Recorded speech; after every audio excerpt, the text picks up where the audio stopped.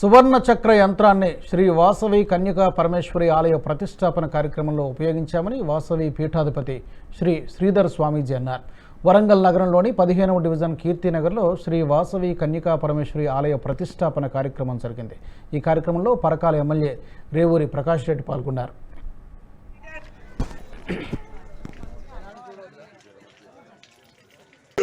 వాసవి కన్యకాంబవారికి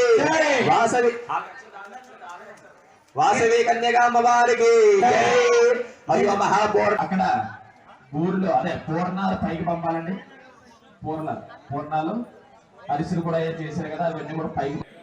మరి అతి చిన్న ప్రాంతము, అతి చిన్న దేవాలయము, కానీ వాసవి మాత అనుగ్రహము సంపూర్ణం. ఎందుకంటే చాలా చిన్న వాళ్ళు చిన్న ప్రాంతమైనటువంటి ప్రాంతంలో అమ్మవారి దేవాలయం ఎంతో శ్రద్ధాభక్తులతో వాళ్ళు నిర్మాణం చేసుకున్నారు. త్రయాహనిక దీక్షగా శైవాగముక్తంగా యథాశాస్త్రీయంగా మరి కోనసీమ పండితుల చేత ఈ యొక్క కార్యక్రమాన్ని అఖండ వైభవపేతంగా నిర్వహించడం జరిగింది. అలాగే విగ్రహాలన్నీ కూడా చక్కగా మహాబలిపురం నుంచి మరి మలచబడి కంచి శిలతో మహాబలిపురంలో మలచబడింది ఈ యొక్క అద్భుతమైనటువంటి విగ్రహాలన్నీ కూడా.